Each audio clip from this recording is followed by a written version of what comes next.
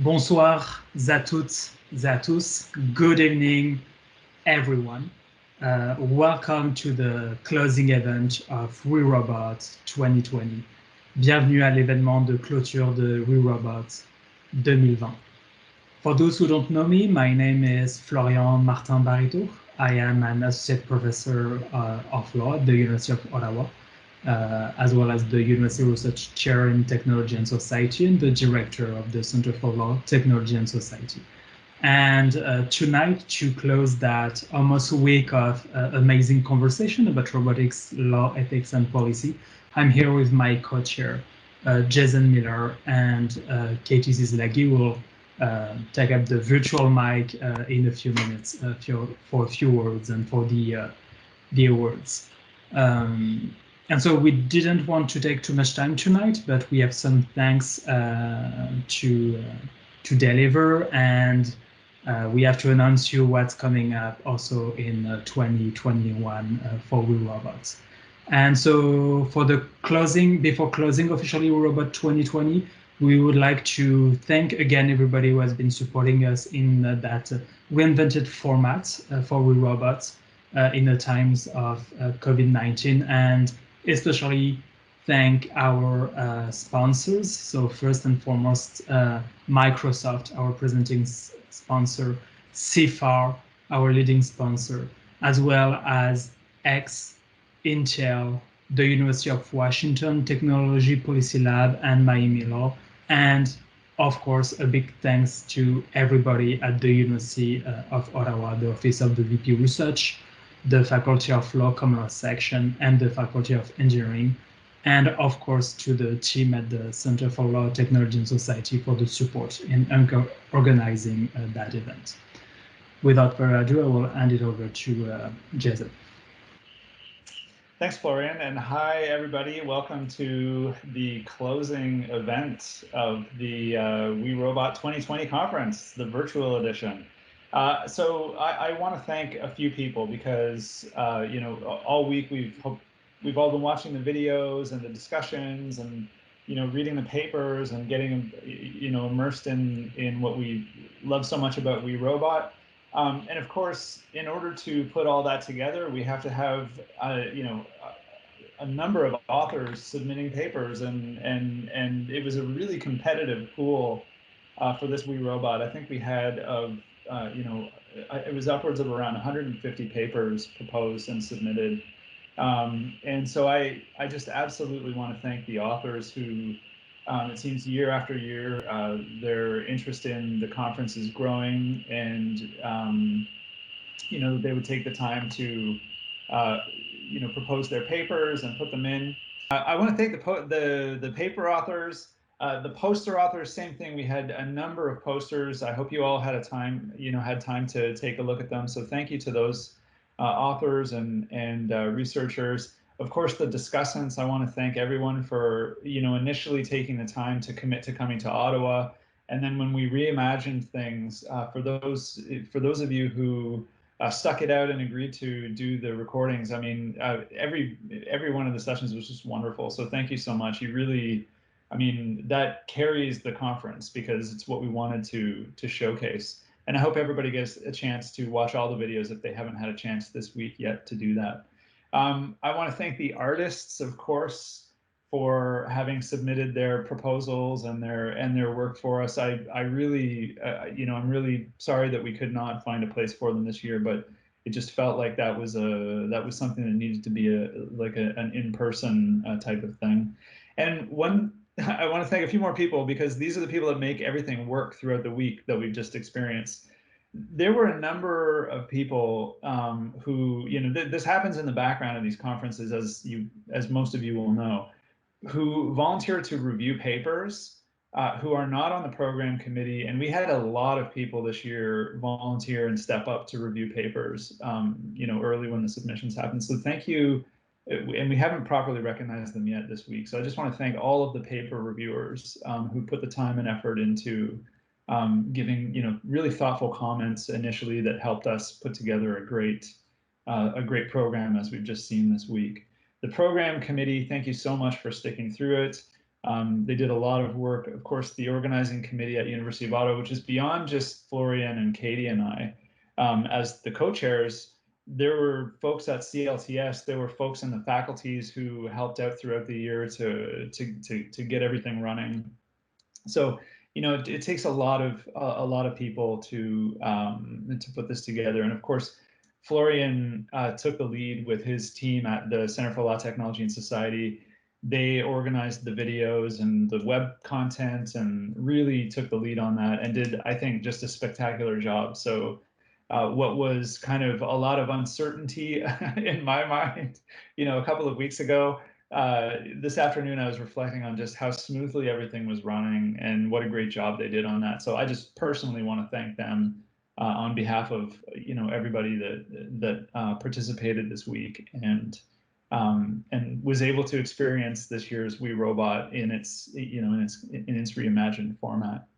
And with that, I think I've thanked enough people. I feel like I'm giving some sort of speech at the Oscars and that the music should start now. But what I'll do instead is as I walk off stage, I'm going to hand things over to Michael Frumkin, who is going to, you know, grace us with another version of his wonderful closing wrap up that we get every year at We Robot that we look forward to so much. So Michael, I'll turn it over to you now. Merci. Bon après-midi, bonsoir, bonjour selon les cas à toutes et tous. Merci à Jason, Kate et Florian pour m'avoir invité à vous offrir quelques réflexions en forme de résumé de cette magnifique conférence tenue dans des circonstances si uniques et difficiles. Good afternoon, good evening, good morning, as the case may be to all. Thank you to Jason, Kate, Florian for having invited me to offer you some concluding thoughts in the nature of a wrap-up of this magnificent conference held under such unique and difficult circumstances. I've organized this brief set of thoughts into 5 groups. Number 1, grace under pressure. My feelings about this event were pretty nearly summed up by a Kevin Bankston tweet. Is it just me, or does it feel much harder to justify taking a few days off for a virtual conference than for an in real life conference? And even harder to actually take the time off, even if you can justify it because you're still at your work computer. Sigh, missing you. Want to salute opening and happy hour events, which did some community maintenance. End quote. You know, the tweets were great, the back channels were great. Indeed, as someone said at the opening, We Robot has the nicest back channels of any conference. I think that's really true. I liked premiere mode. It helped people be on the same page. Sort of, if you walked in a bit late, it was like coming into the conference room and you're all on the same page. But it was also nice to have the asynchronous there when you needed it, because I wasn't always able to be there at the time. And as one of the authors noted, having a recording meant that authors didn't need to take frantic notes, although they seem to be doing it anyway. Having said that, looking at the little viewership numbers that YouTube gave me at the bottom, it was quite striking that more people chose asynchronous mode than premiere mode. The initial viewership numbers were low and they kept growing as time passed. Indeed, in one of my first session on Thursday morning, my YouTube said there were only 6 watching now, which was sort of scary. But then there were 3 thumbs up and no down, so that's good, right? 50%. Anyway, if you didn't see the tape, it's certainly worth going back to look at. It was a very interesting discussion on ethics and sentiment analysis. Thanks to terrific comments by Asunde Asoba. I wish I could have met him in person, as I wish that about so many other speakers and commentators. Should also mention there were some really quality posters, which are actually kind of easy to miss because there's only one link from the front page that gets you there. And then no link to come back that I could ever figure out either. It's like a dead end. And you know, what we do in Miami is we serve drinks during the poster sessions to draw you in. And nobody offered me a drink when I was looking at the posters, so I felt cheated. Incidentally, for a good scare, see Xenobots, a new life form, a new robot, the Victoria session of Texas Tech. And it's not even Halloween yet. But what with classes to teach, students to meet, dinner to cook, and not least Miami and the NBA Eastern Conference Finals, keeping up with We Robot was an unusually difficult challenge this year. That said, there were 4 trends I have decided to impose on what I saw. The first one is obvious: transnationalism, transnationalization. You know, for some reason, there were an awful lot of papers by Canadians this year, but also many other nationalities. Jason has a decency to blush. There were 2 papers, count them 2, from and about Africa, which was terrific. Although I have to say that their issues sounded on the whole quite a bit like ours with a dash of extra colonialism. In this connection, we can only hope that having the event be virtual as it was this year can stimulate more participation internationally, and especially in countries and communities where the cost of travel might be prohibitive. And it's maybe something we can learn from this and keep doing in the future alongside as a blended event. We'll have to see. So the next thing, that's number 3 on my list of 5, is that interdisciplinarity rules more than ever. I think I talk about this every single year, but it was and remains a very distinctive and necessary feature of this subject in this conference. A big joy, at least for me, We Robot, is finding people who care about the same issues but come to it with a totally different, even alien set of lenses, alien in every sense of the word. Now, the papers reflect this, sometimes in a big team and sometimes in one head. In that connection, shout out to Alice Yang. Number 4, some issues are perennial and in some cases fundamental. Just to name a few almost at random, humans in the loop, although we don't yet even agree when that's practical, and are moving to meaningful human control as our phrase instead, which is perhaps a more realistic way to define the goal, although we don't seem to particularly agree what that means in practice either, at least not yet. The importance of this issue is reflected in the number of papers this year that focused on it directly or touched on it in some way. Although I'd note that, as Peter Asaro reminded us in his comments, philosophers are perfectly capable of questioning what machine autonomy means in a world where we're still debating human autonomy as a problematic concept. In any event, the discussions here are becoming ever more granular, ever more detailed, ever more complicated, and ever more relevant. Another example would be ethical and or legal analysis of robot or AI personality, sometimes tied to the next issue, which I would call the creation, curation, and definition, the responsibility and liability for automated and especially emergent acts of our toaster overlords to be. And then finally, the creation, curation, and definition of data on which robots or AI reply. And then I might even throw in, for reasons that may or may not be because it exposes something fundamental about the human condition, we do seem to talk about sex bots a lot. Now, last and not least, number 5, there's always something new as the field continues to evolve. And I pulled out 4 examples that are only illustrative, because if I tried to list them all, it would have been a much longer talk than I could trust your patience to allow. So here are 4 things that particularly jumped out. One is turning things on their head. I was struck by the suggestion that mobility apps can usefully lead to us reimagining people as packets. It's only a small exaggeration of that paper to say that mobility apps almost turn us into robots, or maybe that all law is the internet, and roads with robot cars in them are like an internet of tubes. Incidentally, the session on that paper features a terrific job as discussed by Brian Walker-Smith. Don't miss, you got to view it if you haven't already. Number 2, and for my money, this might be the most striking thing about this year's conference. In early We Robots, we struggled to define terms and build a common language. Now we not only have a common language, we have papers we use as touchstones and routinely footnote to across disciplines.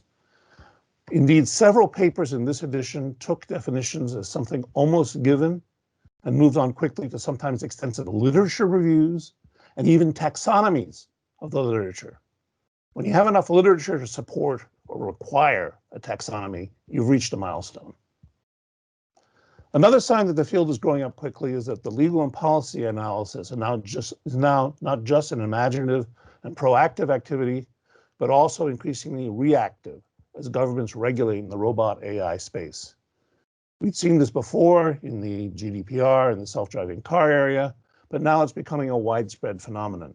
Examples from the conference include a discussion of a US Housing and Urban Development rule proposing that non-use of protected class variables or close proxies should be a defense against disparate impact charges based on algorithmic discrimination, and an analysis of the Canadian Directive on Automated Decision-Making and the Canadian adoption of the Algorithmic Impact Assessment tool, which might separately or together become international models.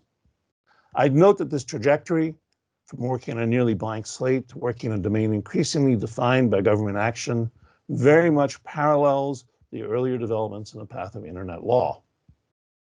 And indeed, that said, and again, like internet law, some of the subjects we talk about seem to be having their law of the horse moment, which means that rather than being their own field, or even primarily a subset of robotics or AI studies, they're migrating into becoming subfields of something else. Thus, for example, it seems to me that the legal analysis pertaining to robot sensors and AI crunching of big data, and perhaps discrimination, although I'm not sure yet, is now more a subfield of privacy law and its orientation, methods, and footnoted literature than robotics or robot law. That said, I think the breadth and importance of what we're discussing is still growing and is likely to continue to grow for some time. Again, thanks to our marvelous organizers for giving me a chance to do this mini wrap-up, and thanks to our terrific paper authors and discussants for making the task of wrapping up so very, very difficult.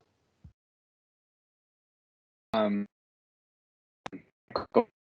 always, challenging this year, and you did once again a great job. So much to the organizers. I mean, you really pulled off something incredible by keeping the community going and packaging We Robot for this difficult time. And I've actually at this point seen all of the sessions, and they really were terrific. And so thank you for doing that so very much. The other thing I was going to just quickly say, because what I'm going to be talking about a little bit is a person who's not here, except of course deeply in spirit, Ian Kerr. But before I do that, I cannot resist saying that I had a real We Robot moment recently when I was reading the coverage of the decision in Arizona not to bring criminal negligence charges against Uber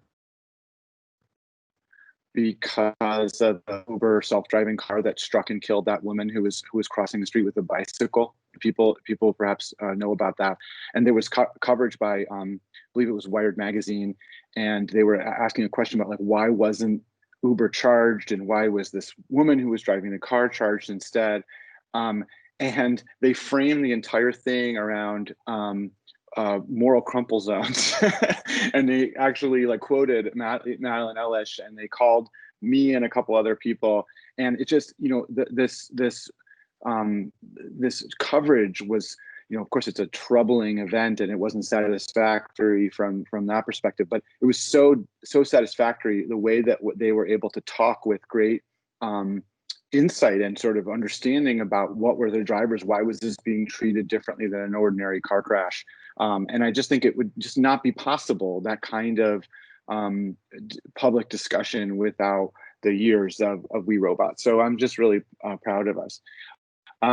So what I want to talk about is Ian. So obviously Ian passed away and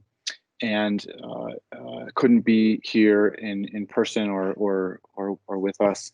And so many people in this conference have a personal connection to Ian. And so I just wanted to say a couple words about him.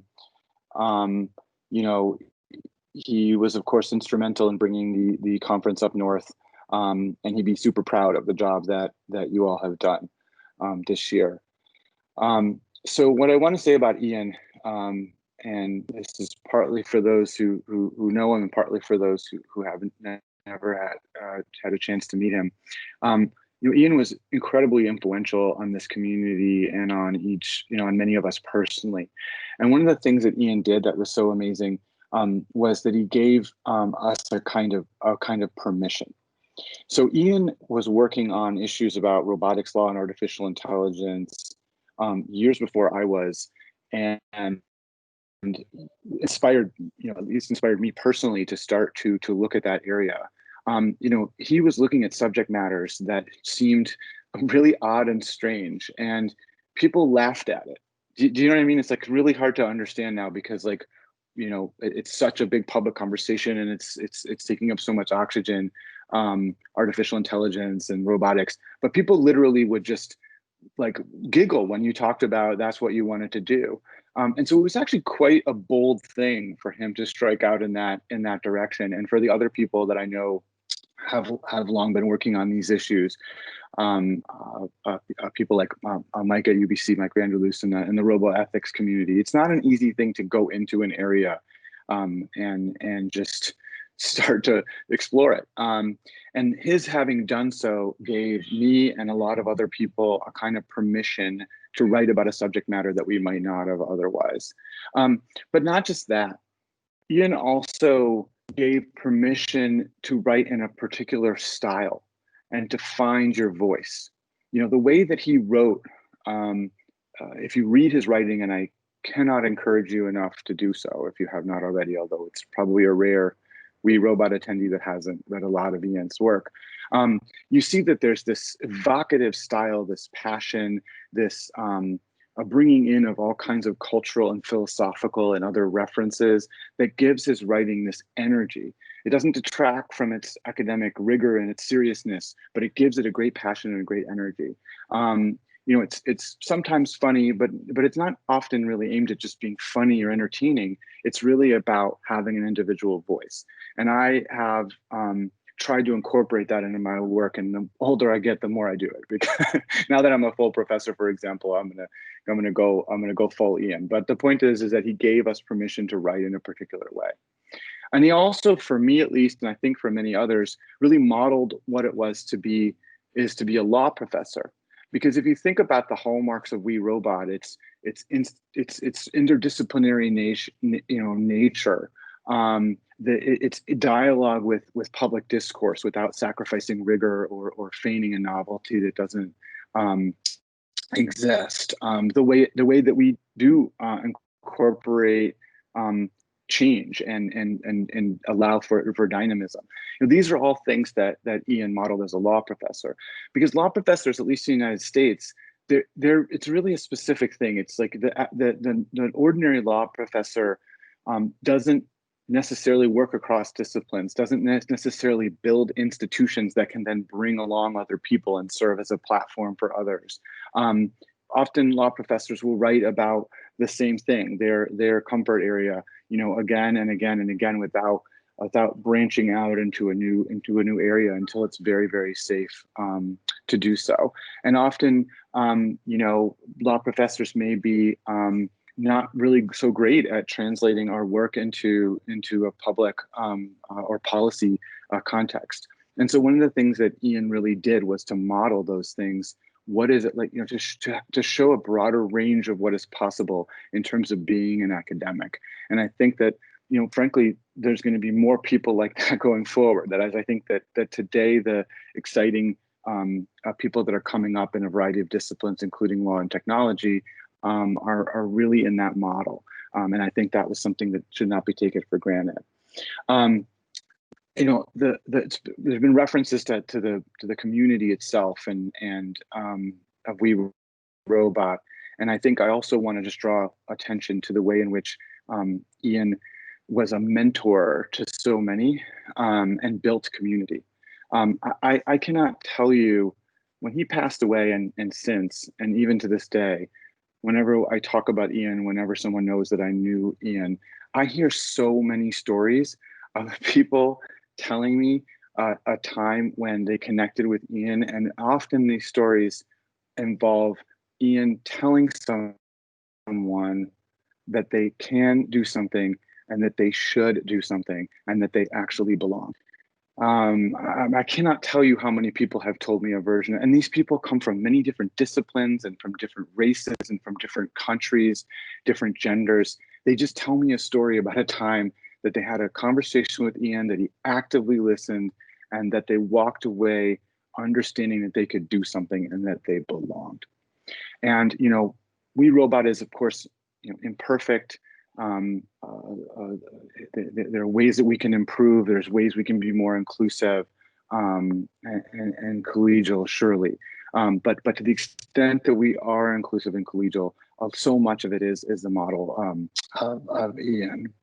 Another thing is just that in terms of the number of people that he has mentored and just launched into their careers, maybe not in academia always, but often in academia, such that, you know, when Ian came and spoke at Stanford at my invitation in 2011, he brought like a bunch of his, I was just a fellow, as like a baby academic, and he brought a bunch of his students. And it was like this amazing thing. Like, it just didn't even occur to me that one could do that. Like, go to an event and bring your students with you. It was just crazy. And he brought them, and they were so engaged. And those folks, a lot of them went on to become leading lights in the field. And now myself, as a more senior academic, every year, what becomes more exciting to me is the achievements of my PhD candidates and my law students and the people that are affiliated with the center and the lab and with this community. And so, the last thing I'll say, because I don't want to take up way too much time, and I want to turn it back over to Michael to talk about it as well. The last thing I'll just say is that he was just a terrific friend, a top-notch scholar, an engaging and supportive critic. And he was just always there for me and always there for many of you. So we just wanted to take a moment at this closing to acknowledge, our inspiration and the loss of a great person. So thank you for that opportunity to do that, and I'll turn it over to Michael. Thank you, Ryan. I'll be brief, as there's really no way to say enough in any case. I knew Ian as a friend and a collaborator, and then as a co-author, and I've known him a long time. He was a convener, an intellectual arbitrager, a terrific prose stylist. And we say this about people, but in his case, it was really truer than just about anybody. He was really both a polymath and a mensch. And he covered a lot of subjects, not just robots. He worked in privacy and ethics, philosophy, identity. He did a wonderful project on the identity trail. He worked on internet law. In fact, he was active in that even as a graduate student, which was when I first met him, and many other topics. I always like to joke that Ian was a one-man interdepartmental committee. He never liked this joke, with appointments in law, medicine, philosophy, and information studies. But the thing that was really special about Ian as a scholar, some scholars are really great at asking questions, and spotting issues before others see them. Others are great at solving problems. Ian did all of it. He was the full package. His work was sometimes generative, it set agendas. It was sometimes revelatory. It was always a pleasure to engage with, and usually surprisingly easy to read, even as it engaged very deep and complex subjects. In person, as Ryan said, Ian was very, very friendly. And he was very, very funny, and he was very, very present. He had little patience for the stuffy or the ponderous, and delighted in directness and irreverence. And I think it is absolutely wonderful and very appropriate that we've named the We Robot Emerging Scholar Paper Award after him as a tribute, because as Ryan said, Ian was intensely about furthering the development of junior scholars, and I think he would approve of that. But then Ian was intensely about so many wonderful things, and I do miss him, and I know many others in this community do too. And it's a very hard thing, and it won't be the same without him, but we'll do the best we can. And now I understand Katie will actually go ahead and present these awards, which is a good moment. So over to you, please. All right, so those are really wonderful comments from each of you. Every time I think I've cried all my Ian tears, there are still more. I think there always will be. All right, so we have 3 orders of business for today. We will begin by awarding the award for the best poster, which will be followed by the award for the best overall paper, and then of course the pièce de résistance, the best emerging scholar, the Ian R. Kerr Robotnik Memorial Award. When I announce each of our award recipients, if they happen to be on the call, we will invite you to say a very, very quick thank you if you are so inclined. If you are not so inclined, you don't have to. This is all casual and cool. All right, so the award for the best poster of We Robot 2020 is awarded to Shalale Rizmani and Ajung Moon for their poster, Can We Measure Ethics of an Artificial Intelligence System? If yes, what do we measure? How do we measure? Shalale Rizmani and Ajung Moon, both of McGill University. And they will be awarded $500 for their efforts, and we encourage them to come back again in the future with more posters. If they're on the call, would you like to say hello? Yeah, hello, thank you. Thank you so much. I really appreciate it. I'm really new to the VRobot community, although even I know a few people, but it was really nice to, I'm really sad I missed the in-person conference, but really happy that I still got to be part of the event virtually. But thank you so much, and I would really appreciate any feedback on this work. It's ongoing, and we're still reviewing a lot of the papers, and if you are measuring AI ethics principles in any way, please feel free to get in touch with me or Ajay, and I would love to have a conversation about this topic. Awesome. Thank you so much. All right, so our next award is for the best overall paper of WeRobot 2020. The jury has 2 honorable mentions for excellent papers that we really wanted to highlight. These honorable mentions are first to Alice Chang for reconciling legal and technical approaches to algorithmic bias. So thank you, Alice. And our second honorable mention is to Teresa Scaza for her paper, Administrative Law and Governance of Automated Decision-Making, critical look at Canada's directive on automated decision-making. A really terrific paper, highly recommended that you have a look at it if you haven't already. And of course, the award for the best overall paper of WeRobot 2020 goes to Schitt's Creek, like all of the Emmys. No, it goes to Laura Foster, Bram Van Wiel, and Tobias Schoenwetter for their paper, Narratives of Artificial Intelligence in a Gendered and Racialized World, Emergence on the African Continent. Absolutely fantastic discussion. I tried to live tweet along a little bit with this one this morning. Just a really important look at some of the framing mechanisms that we use to talk about these issues and how they are westernizing narratives, and I highly recommend that you give it a read. Is anyone from that group on the call? I think I saw Laura Foster on the chat. Give it a second. All right, well, we said no pressure, so no pressure. All right, and our final award goes to the best emerging scholar. In this category, we considered papers that were by a sole author as an emerging scholar or by a group where the first lead author was an emerging scholar. The Best Emerging Scholar Award will both have the same monetary compensation, so they're each for $500, but the Best Emerging Scholar will also be awarded travel to the next WeRobot in the event that it is physically happening, and their registration fee to attend the conference. And so if that happens digitally, well, maybe we'll renegotiate in the future depending on what happens, but these are additional incentives designed to support an emerging scholar, and we're very honored to be naming this award after Ian because we think it's very in line with the kind of encouragement that he offered to people beginning their legal scholarship careers.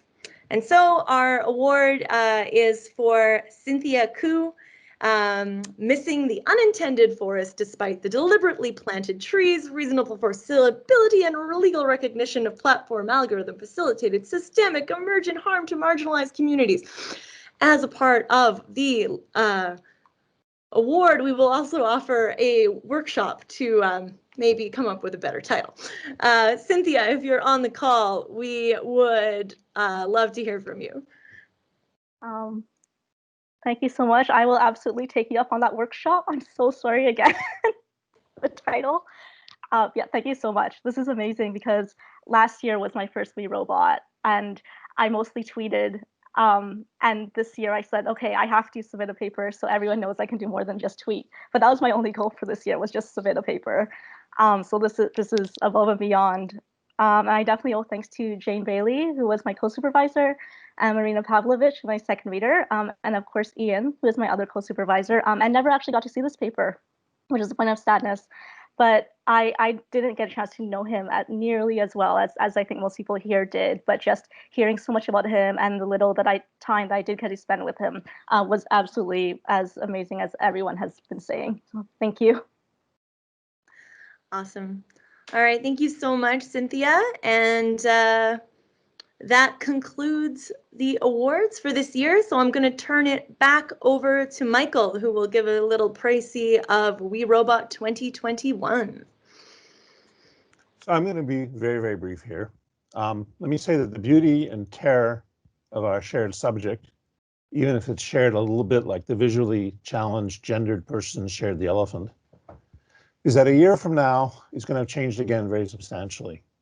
But the best thing about that is it'll give us a great reason for another conference. So for our 10th anniversary edition, we're going back to where we started at the University of Miami. But in the hopes of catching a wave of return to normalcy, we've changed the usual April dates for next year to September 23 to 25, 2021. So mark that in your calendar, September 23 to 25, 2021.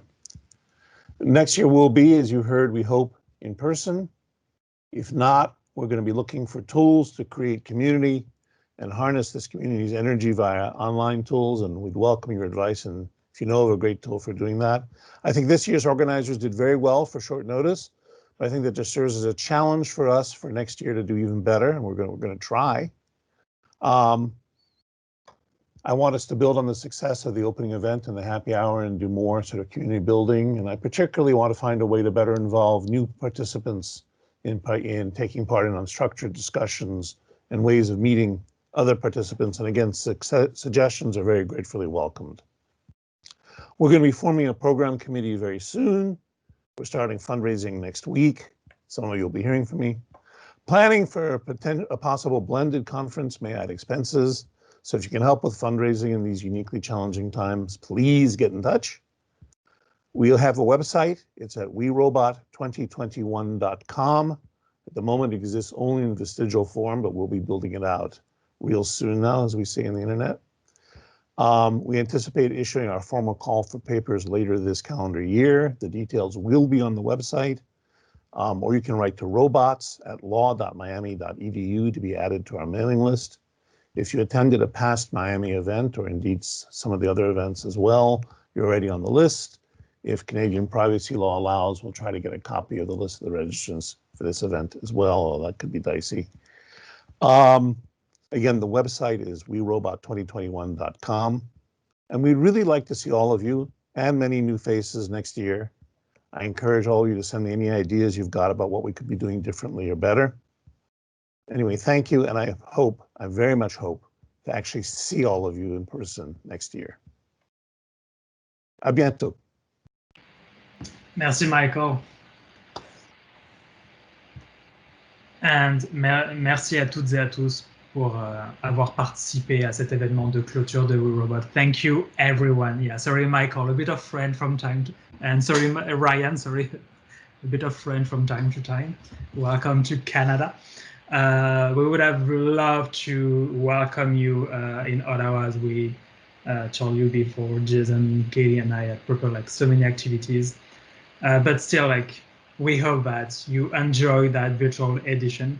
And thank you again, because I don't think we thanked them tonight, to Ryan and Sue for hosting last night virtual happy hour. It was so lovely to see all those faces and just discussing with everybody. So we hope to all see you next year, hopefully in person, or maybe in a blended version. But until then, have a lovely night, end of the day and weekend. And congratulations again to all the award winners.